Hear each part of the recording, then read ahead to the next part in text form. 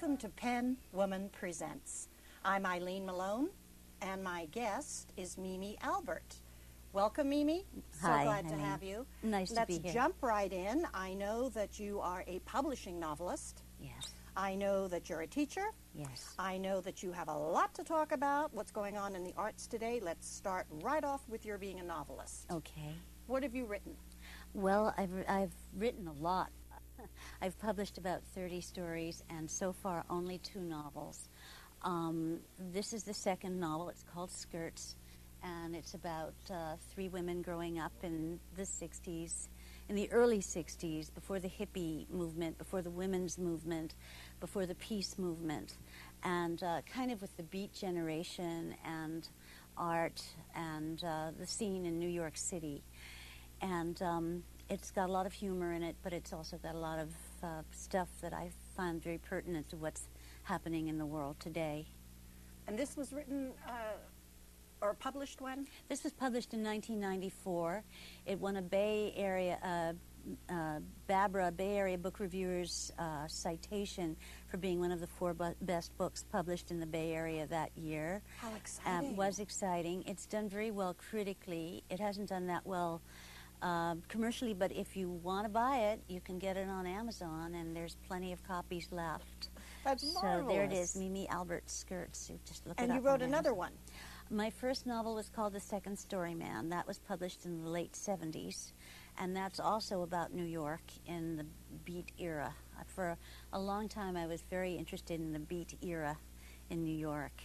Then I've written another one now called People of the Air, which is being sent around by a marvelous agent that I have in New York City. I'm from New York. I have to say this. I'm a Brooklyn girl. I was born and raised in Brooklyn and Manhattan, and I moved out here when I was in sort of the mid-career, and I've lived out here for quite a while now. I live in Berkeley. But when you first moved out, where did you live? Sonoma County. I lived up in the country. Lovely.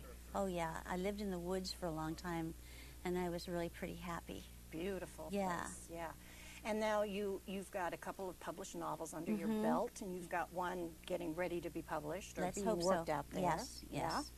And you teach. I teach. And I know that you teach 2 online classes. Is Yes, that right? Tell me about them. For University of California at Berkeley Distance Learning, I teach a course in the novel called Developing the Novel online, and I have some marvelous students from all over the place. I have a man right now who lived in Ecuador, and he's writing a novel set in Ecuador, and it's absolutely fascinating. And then I teach another course called Exploring Your Writing Potential, which is for people who want to write, but they're not quite sure whether they want to write stories or poetry or essays or humor or a novel. So they get their chance to try their hand at every single kind of writing they want to do. So do they sort of email you their manuscripts? We have a message board, and there's a whole protocol for getting on the message board. We post on the message board, then they post sections of their writing or short stories or the novel or whatever on the message board. I read it, I critique it, I evaluate it. They read each other's and critique and evaluate each other's work also. Busy. It's quite wonderful how it works. I think I used to be very skeptical about this, but I'm beginning to think that there's something about it that's incredible, because I have, as I say, students from all over the country, even other countries, and it's a way of reaching people that's just very exciting. So have you made international friends? Yes. So that if you Yes. traveled, you could meet these people? I don't know if I could, but I might be. Well, I have friends all over the world anyway, so I've lived all over the world. But I've lived in Asia, and I've lived in Europe, and I was married to a European for a long time.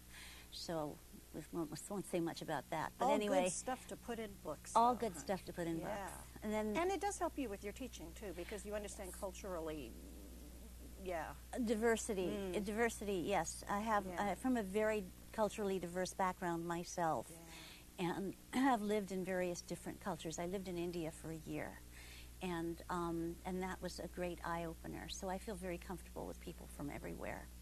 Yeah, I can see that. Yeah. Now, talking about feeling very comfortable with people from everywhere, You also teach poetry workshops to very special students. Very special people. And why don't you explain a little bit about this? Well, through the great generosity and courtesy of the California Arts Council, which is now unfortunately an endangered species, I teach currently at a wonderful small nonprofit arts organization called Naiad Arts Center. Now, before you go on, I'm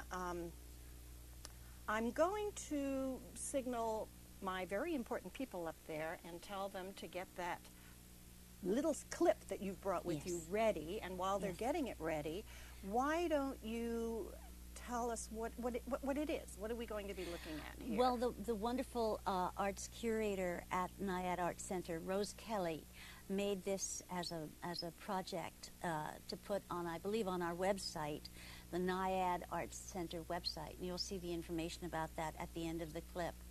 And it's a clip of the art of the people who are there, all of whom have what's called developmental disabilities. For instance? Some of them are autistic, some are developmentally delayed, what used to be called retarded. It's an unfortunate choice of words. Some have Down syndrome, some have other kinds of illness, some have cerebral palsy, some people have seizures, some people have a combination of things. But these people all have one thing in common, and that is they're all unusually gifted in art. And I came into this organization, as I say, through the courtesy of the Arts Council, and I started to teach poetry and even short story writing to this population, which had hitherto been considered non-literate.